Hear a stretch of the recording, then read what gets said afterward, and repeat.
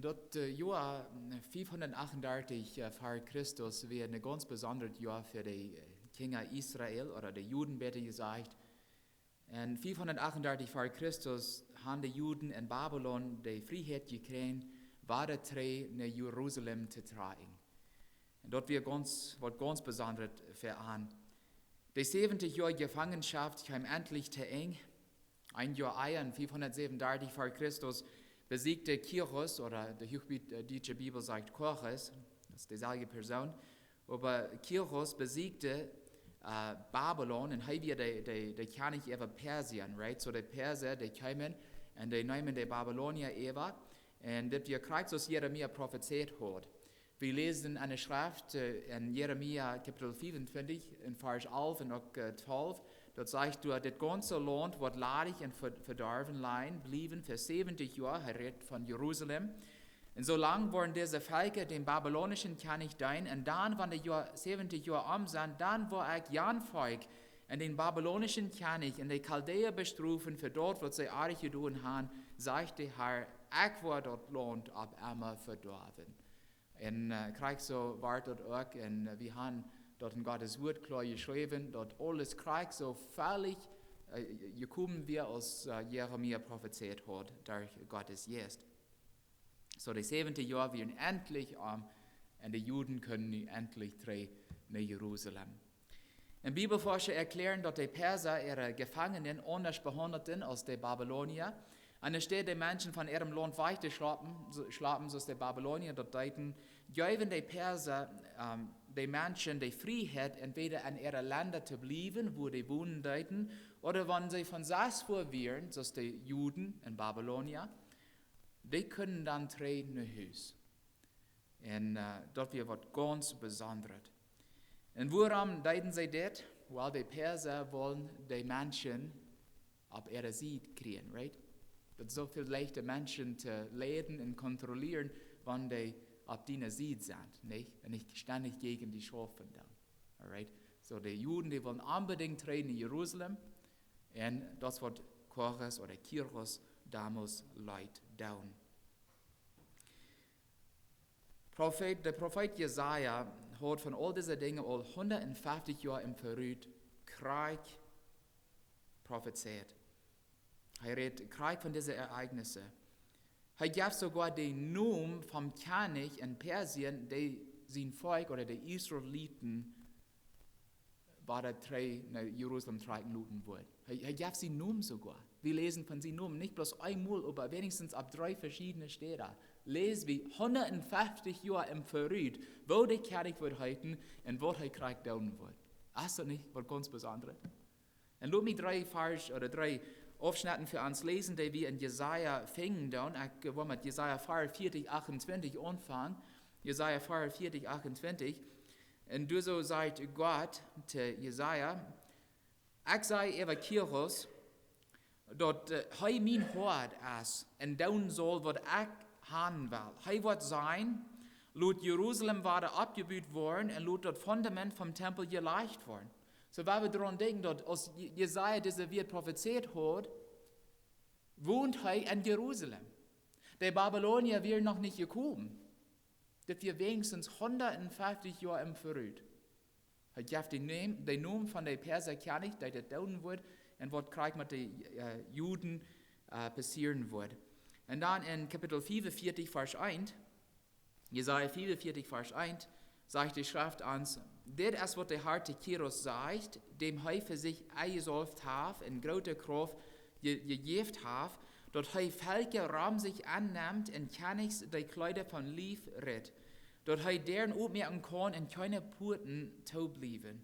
Und dann schließlich in Vers 13 vom selben Kapitel sagt dort auch, ich war Kyros in meinen reichen Plan everdeel bringen, und wo am jeder war Glemerken, er wird meine Stadt abbühen und die Freiluten, was er von meine Fuß hat, und dort ohne Arm, was du fährt zu geben, sagt der Herr, der alles regiert. So, ohne Arm, was zu geben, Gott gibt ihm diesen Verlangen, dass er die Juden losluten soll, dass die war der Trainer Jerusalem tragen soll. Was ein wunderbares Beispiel von wo Gott schaffen wird. Und diese Dinge wurden 150 Jahre Luther völlig vor dich gebracht. Wegen was Gott sagt, dort passiert. Amen. Right? Und das, was wir kriegen in Esra 1, Vers 1 bis 3 Taublosen am Anfang, das sagt du, der mal in Plotitsch, von 1 bis 3, sagt die Schrift an Kyros, dem König von Persien, sein erstes Jahr als König, weicht der Herr Kyros seinen Geist ab, dort dem Herrn sein Wort in Erfüllung ging. Wo durch Jeremia sein Müll gerät wird, dann leitet der König von Persien dort durch sein ganzes Königreich mündlich und auch schriftlich bekannt werden. So sagt Kyros, der König von Persien, der Herr, der Gott vom Himmel, hat mir alle Königreichs aber ihr gegeben, und er hat mir den Auftrag gegeben, in Jerusalem und Juda ein Haus zu bauen. Wer du mangt jünd, zu sein Volk gehört, der mag im Schutz von seinen Gott in Jerusalem und Juda tragen und dort dem Herrn Israel, ihren Gott, sein Haus bauen, fürs Heu als der Gott, der in Jerusalem wohnt. Und der König, der sagt ganz klar und deutlich, Gott hat mir das gesagt. Du wegen das nicht, du wegen kann die Juden nicht drehen, wegen Gott das gesagt hat und wegen Gott mir dort ab dem Hort gelegt hat. Das wäre ein gottloser Mensch, der König von Persien. Und wegen Gott am Gerät hat, dass er kriegt dort, was Gott von ihm will. Ein Wunder Gottes. Und das ist dann, wo Gott schaffen hat, nicht? Wenn Gott wird will, dort tät er. Er kann durch alle Menschen schaffen. Und wir denken vielleicht an unsere Politiker, was wir auf dieser Welt haben, von der und da, wo schäufig manchmal sind und so wieder, über wann Gott wird sagt, oder wann Gott wird tät, wann Gott wird will, dort wird wahr. Und er wird kriegt durch die reichen Menschen schaffen, so dass immer völlig vor dich gebracht wird. So schafft Gott. Und ich finde das bloß viel mehr und gratis, was ich nicht wirklich verstehen kann, nicht? 150 Jahre im Empferied völlig prophezeit und dann Luther völlig vor dich gebracht. So schafft Gott. Liebe Geschwister, kann wir uns dort mal feststellen, wo glücklich und froh diese Juden müssten damals gewesen sein, als sie diese nur reichierten, für 70 Jahre in einem fremden Land zu sein und nun endlich eine Hüste kennen.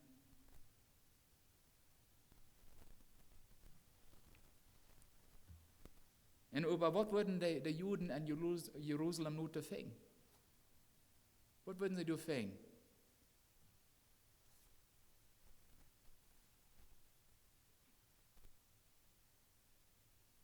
Die wären froh und mutig, dass sie in ein Haus können, über was wir tun. Alles wird versteht, nicht? Gab es damals in Jerusalem noch einen Tempel? Tempel wir weich, right? Wir ganz rundum weich. Stadt wir zu nichts gemerkt worden. Bloß Steine und Mehl. Das ist alles, was wir. Und trotzdem werden die Menschen mutig, dass sie in ein Haus können. Dass sie für Gott schaffen können. Dass sie nicht mehr müssen Sklaven sein oder verschlafte Menschen sein. Die können nicht hüsen. Die wissen, du würden eine knappe Arbeit sein für an dort in Jerusalem zu tun, aber die bleiben mutig, die deuten dort. Die gingen mit sehr viel Frieden nach Hus. Der Abruf war an wie riesig und trotzdem lesen wir viele Menschen mühen sich ab, all die ihren jetzt Gott eingespannt hat, loszugehen und dem Herrn sein Haus in Jerusalem zu bauen. Und von der mit Gottes Halbe, wo wir unseren Text siegen, zu sein, wo das meint für uns, wo das meint, Gottes Tempel von der und da zu bauen. Und das wird die erste Betrachtung sein von einer längeren Reihe oder Serie von Betrachtungen sein, über wo Gottes Volk Jerusalem war abbüten, als sie drei von Babylon gekommen wären. Und wie kann von den Juden lernen? Und die deuten nicht einmal dort, wo es reich war. Davon kann ich auch lernen. Aber viele von den Dingen, was sie damals deuten, als sie in Jerusalem tragen, wir sehr fern. Und wie kann von ihrem Beispiel diese Dinge lernen? Und das wird wir auch mit Gottes Hilfe über diese nächsten Wochen, vielleicht sogar Monaten betrachten werden. So, wo ist der Tempel Gottes von der? Und was ist Gottes nietestamentliche Tempel? Und wo können wir als Kinder Gottes von der und Tag beim Bühen halten? Das gibt was für uns zu tun. Weil erstens, als Gottes nietestamentliche Tempel seine Gemeinde, right? Ich glaube, wir würden alle damit stammen, right? Und einig sein darüber, die hier all die wahre geborene Kinder Gottes, die hier zu Gottes Tempel, zu seiner Gemeinde. Und das wird uns in 1. Petrus 2, Vers 4 und 5 ganz klar ausgelegt. Petrus sagt in 1. Petrus 2 von Vers 4 und 5, er sagt, dann kommt ne Arm, den lebenden Stein, der von den Menschen verschmähten ward, der über von Gott gewählt und wertvoll ist, und Lut von Jünd, so es von lebenden Steinen ein jährlichen Tempel gebüht worden, dort die ein heiliges Priestertum worden, durch Jesus Christus jährliche Opfer zu bringen und der Gott ein Gefallen hat. So wie als Kinder Gottes, als Christen sind lebende Steine, die, wenn die top gestaltet wurden, Gottes Tempel merken. Ja, wir weiten, Gottes Wort sagt auch, wenn Gottes Geist in uns wohnt, dann sei wie Gottes Tempel, right? Und wir sind auch ein Port von Gottes Tempel, wenn wir top gestaltet wurden, das Petrus hier erklären wird. Und Petrus sagt, dass wir nicht bloß Steine in Gottes Tempel sind, wir sind auch ein heiliges Priestertum, der durch Jesus Christus jährliche Opfer bringt und der Gott ein Gefallen hat. Wer kann damals im Alten Testament Gott Opfer bringen?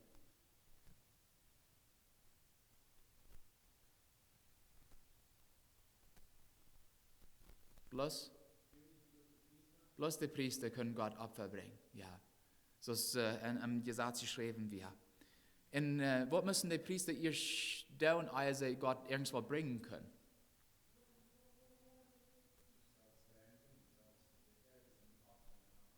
Ja, so, gerade so der Hebräerschreiber sagt, right? Die müssen sich erst selbst reinigen und dann ein Sinnopfer bringen für sich selbst und dann können sie Opfer bringen für die anderen Israeliten. Im Neuen Testament im Vergleich, wir haben das so viel besser, weil wir wurden durch Jesus Christus gereinigt, nicht? Und wenn er uns gereinigt hat von unseren Sünden, dann wollen wir zu seinem Priestertum heidun, und heidum. Und dann, wenn wir zu seinem Priester gehören, dann können wir ihm auch Opfer bringen. Und das gibt mehrere Dinge, die wir Gott opfern können. Viele Dinge. Und manchmal, wenn wir von Opfer denken, dann denken wir kurz an Geld. Aber das gibt so viel mehr Dinge als bloß Geld, was wir Gott bringen können.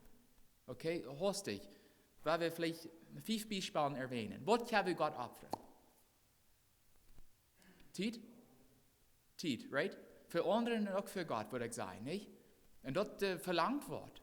Wir sind von der nach so beschäftigt mit alles, right? Einer denkt, wo wird einer noch Zeit haben? Aber das ist, was Gott von uns will. Wir wollen Zeit nehmen, Zeit opfern für Gott und für unsere Mitmenschen, right? Was können wir noch opfern? Und Salz, right? Völlig, nicht? Du setzt an Salz, nicht? Ja, Krieg. Er will eine ganze Opfer haben, nicht bloß ein Pott hier ein Bett durch. Wir sollen uns Salz völlig handgeben, Krieg. Was noch?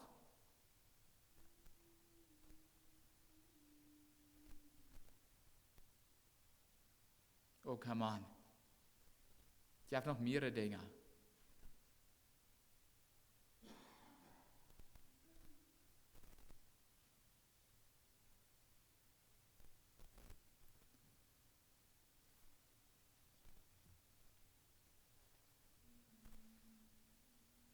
Okay, wenn wir uns Zeit für Gott opfern, dann was tun wir dann für Gott?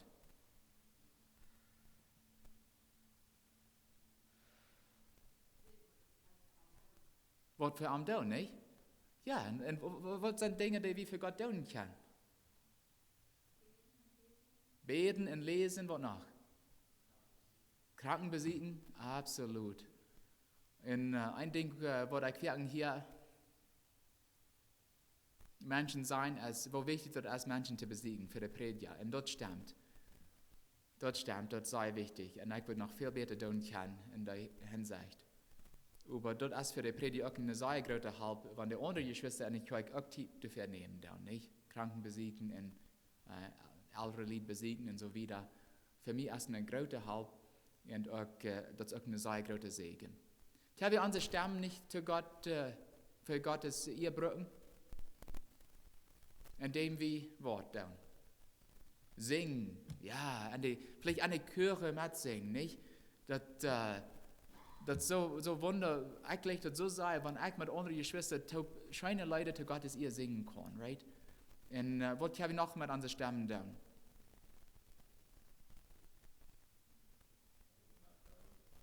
Ja, andere mitteilen wird. Gott, Amen, right? Wir können andere mitteilen, über wer Jesus Christus ist und was er für uns getan hat und noch einmal tut, right? Zeugnisse mitteilen. Das gibt bloß grülich viele Dinge, die wir für Gott tun können. Und wenn wir daran denken, dass diese die Opfer sind, die wir Gott bringen tun, ich meine, wofür leichter ist es dann nicht für uns, die Gott zu bringen? Das tun wir nicht bloß für uns selbst oder für andere Menschen. Das sind Opfer, das sind solche Opfer, die wir aus Gott seine Priester, von der theologischen Priester Gott bringen tun. Right? Wir tun nicht mal Tieren schlachten, wenn Jesus Christus geschlachtet wird. Für uns. Okay? Aber wir können auch Opfer bringen. Wir können unsere Guven und Talenten und Zeit brauchen, um Gott zu verherrlichen und zu danken. Und, ja. Wir sollen opfern. Ja. Petrus sagt in 1. Petrus 2, Vers 9, aber ihr seid ein ausgewähltes Volk, dem kann ich sein Priestertum zu sein, ein heiliges Volk, Gott sein eigenes Volk, dort die andere sein sollen, wo wundervoll der ist, der jünd üten diesen Rüt gerät, und dann sind wunderbares Licht gestaltet haben. So wie hier ein bisschen davon, so wie kann mit unseren Mühlen verkündigen, wer Gott ist, und dadurch bringen wir Gott ein Opfer. Und in Hebräer 13, Vers 15 sagt der Hebräer, geschrieben, dann weil wir nun durch Christus Gott immer loben und waren aus ein Opfer. So wie kann Gott loben und dort wird aus Opfer genommen. Und wenn aus ein Opfer sagt, hey, dort meint unser Lappen sind am Bekan und loben. Dort haben wir down. Dort haben wir alle down. Kriegen down, was unsere Guven sind oder was unsere Talenten sind oder wofür Zeit wir haben. Wir können Gott alle loben und preisen und danken. Und er nimmt dort aus Opfer an. Und noch ein Opfer, das Gott von uns verlangt, als ein heiliges Leben für ihn zu führen, durch Gottes Kraft und Leitung. Paulus sagt in Römer 12, Vers 1, Brüder, wie es Gott so viel Gnuden, Mitleid und Jünd bewiesen hat, ermahne ich Jünd, auch Jünden Körper Gott zu geben, als ein heiliges, lebendes Opfer, dort Gott annehmen kann, lautet Jünd jährlicher Gottesdienst sein. Und wenn wir unseren Körper Gott als ein heiliges lebendes Opfer geben, dann meint mehr als bloß ein heiliges Leben zu führen, dann meint auch, dass wir bereit sind, alles zu geben, was Gott uns auf dem Hart legt, womit er seine Kirche bauen kann. Wenn wir daran denken, dass alle Dinge Gott gehören, so ist der Psalmist 1 in Psalm 24, Vers 1 und 2 sagt, die Erde ist den Herrn seine und auch alles, was dabei ist, die Welt und all die, was da boven wohnen, wie es heu büht, die Welt, über die Wutter und lädt den Grund unter im Meer. So, das ist ganz klar zu verstehen, wann Jesus oder Gott alles gemerkt hat. Und Johannes erklärt, wo Jesus auch dabei wird, durch Armen und Verarm, wie alles gemerkt worden, right? Wenn er alles gemerkt hat, dann gehört am alles, right? Und so, wenn er irgendwas von uns verlangt, am Hort leicht, Dinge, die wir am Geben sind, kriegen dann, was die sind. Wenn es die am sowieso gehören, dann soll es viel leichter für uns, die Dinge am zu bringen, right? Und er wird uns wissen, was er von uns verlangt, right? Er leicht uns dort am Hort und dann sagt, hier mal, das Port will ich noch, und wofür würde es sein, wenn du nicht das für mich tun kannst und tun wirst. Und dann will Gott haben, dass wir am gehorchen. Obwohl alles Gott gehört hat, der Mensch gemerkt, seine Verwalter zu sein. Er vertraut uns mit seinen Sachen. Gott gibt nicht jeder Mensch dieselbe Dinge, dort weit wie alle geht. In meine Gedanken gehen immer weiter drei, dort Gleichnis von unvertrüdet Geld von Matthäus 25. Jesus sagt in Vers 14 und 15 aus Matthäus 25, dort Himmelreich wird so sein, als wenn ein Mann auf einer Reise fuhr und seine Deine raubt und an seine Familien unvertrüht und er greift dem ersten 5 Pinkeltjes, sagt das hier, oder Bieter Gold, dem zweiten 2 und dem dritten 1, einen jedem du nu, was er am Stand wir zu hantieren. Okay? Also er am Stand wir zu hantieren und dann fuhr er weich.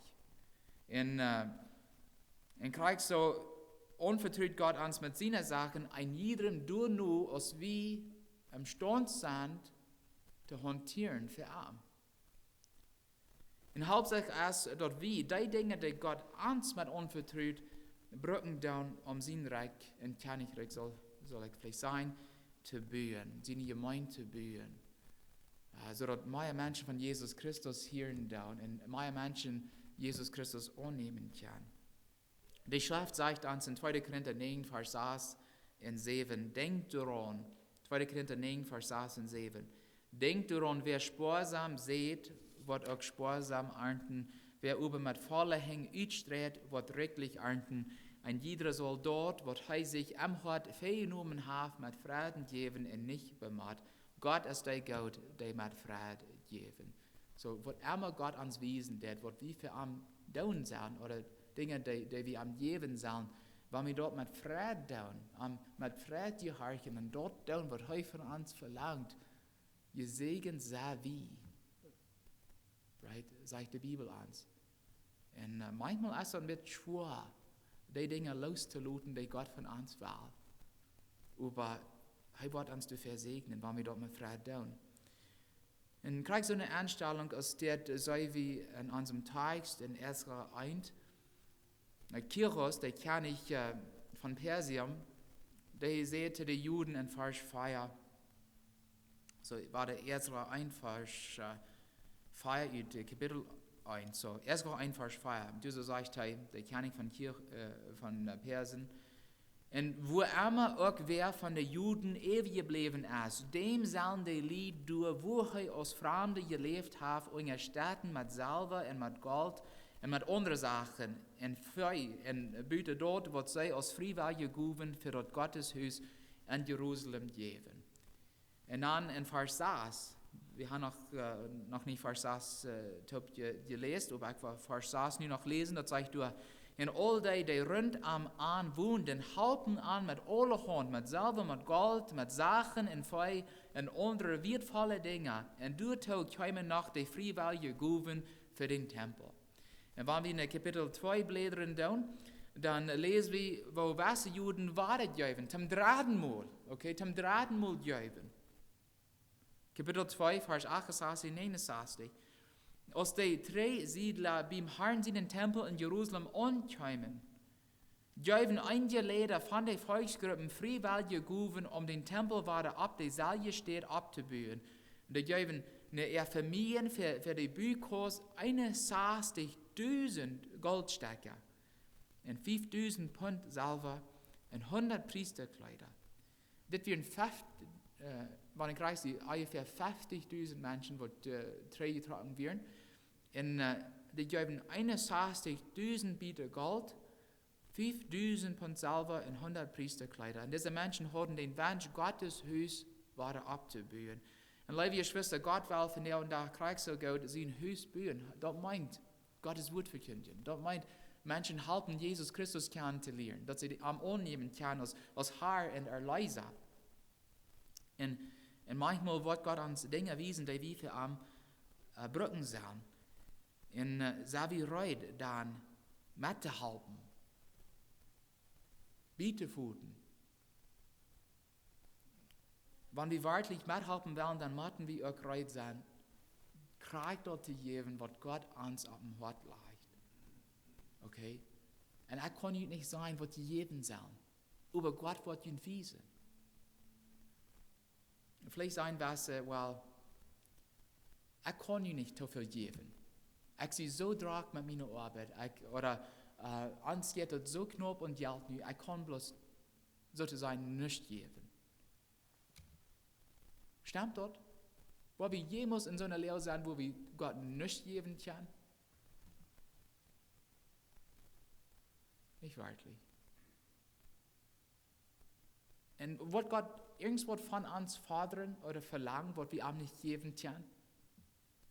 Niemals.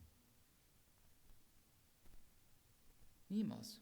Manchmal prüft Gott uns auf, ob wir den Glauben haben, sind Rick an die erste Stelle zu sagen, so wie wir sind nach Summarisierten im englischen Gottesdienst. Und auch wenn einer nicht viele physische Dinge hat, zu geben, haben wir an Gott gegebene Geschenke, an Gaben, an Talente, Zeit und all diese Dinge, die wir zu Gottes Ehr und für seinen Königreich brauchen können. Im Wasser sein, ich habe bloß nicht viel, was ich geben kann. Gott hat mir so wenig anvertraut. Jetzt fand ich nicht. Aber was lesen wir dann in Matthäus 25, Matthäus 25, 18? Wir weiten von den 3 Arbeiter, die haben alle verschiedene Summen Geld gekriegt, right? Für den Herrn zu investieren. Und der eine, was mal ein Biet Gold gekriegt hat, was er damit? That's right, er begrub dort, nicht? Er sagt, ich habe so wenig von Gott gekriegt oder von meinen Herrn gekriegt, ich wurde bloß begruben. Und dann dort Sache holen, und wenn er zurückkommt, dann wird er so froh und zufrieden sein mit mir. No, der wird nicht zufrieden. Der Herr weiß kriegt, was er ihnen deine gegeben hat. Und einer steht dort für seinen Herrn zu brücken, begruft er dort. Und als der Herr dann war der Trei wird, dann sieht er am die Fühle in Beise knallt. Ja, ich weiß, ich gebe die Wehen ja aus der anderen Opa. Ich gebe die Krieg dort, wo die in Stand wirst, mit der Honterieren, oder was immer das sagt, right? Mit der Schafen. Ich weiß, wofür ich die geben soll, und dieses, über was du mit tun, und du hast nichts damit getan, und du wegen bist du eine Fühle in Beise knallt. Und er nimmt dort fort, was er angegeben hat, und gibt dem dort, der Tierenbieter Geld hat.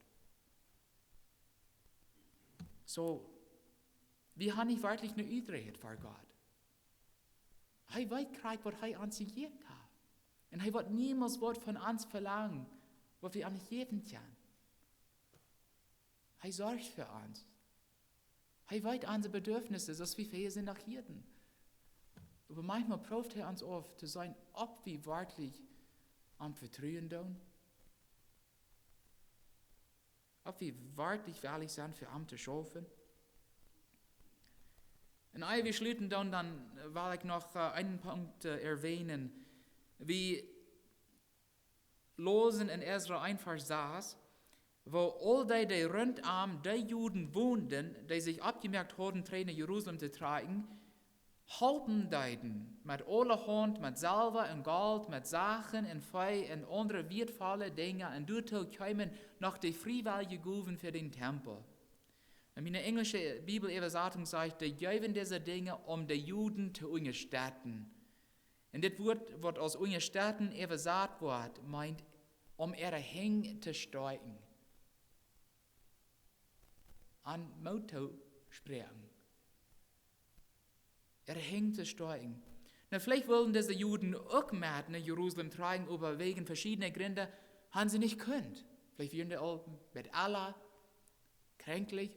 Wer weiß, die können nicht mehr. Die bleiben in Babel oder Babylon.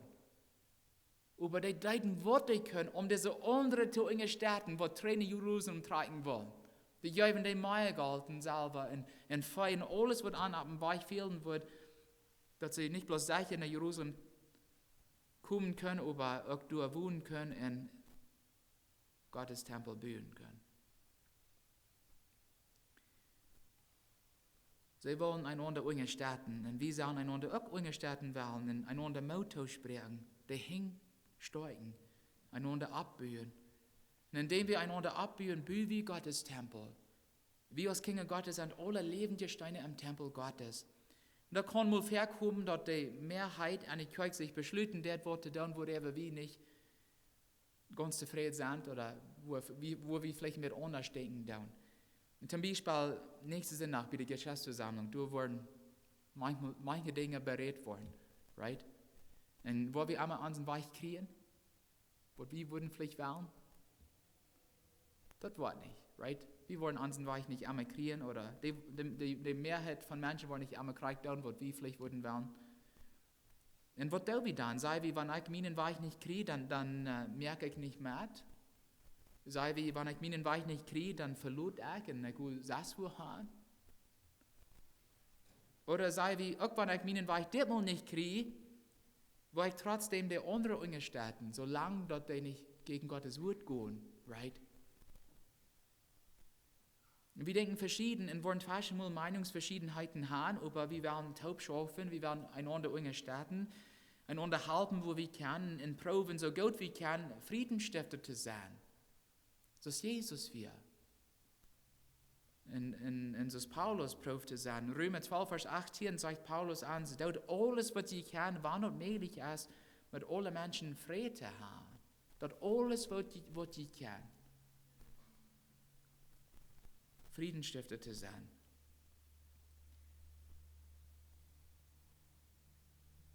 Im Jahr 538 vor Christus tragen, so ich sehe, 50.000 Juden von Babylon drehen in Jerusalem. 50.000. Woran wir sie eine Deipe in brennende Verlangen hatten, war es Hus zu sein.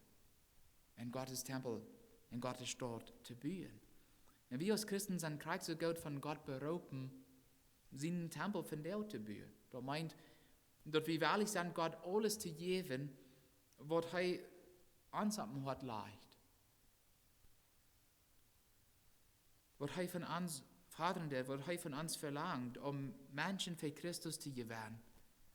Um seinen Weg in Rick an die erste Stelle zu stellen, und die Dinge, die Gott uns anvertraut hat, für ihn zu bringen. Und für seinen Rick zu bringen. Und kriegen dann, was das ist.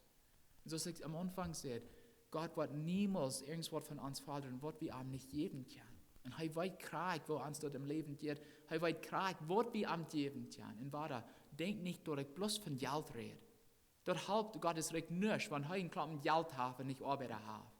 Glaubt ihr das? Ja. Das ist so leicht, Geld zu geben und aber dann nicht Zeit zu geben. Oder unsere Gute nicht für Gott zu bringen, right? So, denk nicht, dass ich bloß von Geld rede. Wir sind taub schaffen. Wir sind taub diesen Verlangen haben, Gottes Tempel zu bauen. Jesus sagt, ich baue meine Kirche. Aber er will uns auch dazu bringen, right? Er schafft durch uns, durch seine Kinder. Und er will noch viele Menschen sich rauben und tragen und wiesen. Liebe Geschwister, wir werden taub schaffen, wir werden einander dahin steigen, einander unterstützen, eine Stadt gegeneinander zu schaffen. Und ich mag mich sagen, ich bin so froh und dankbar für jene Anstellung hier als Kirche. Wir sind so im Werk einig. Ich freue mich dafür. Das schafft so viel besser und so viel leichter, wenn wir taub schaffen können. Und Gott kann dann auch viel mehr durch uns tun. Zu seiner Ehre. Amen.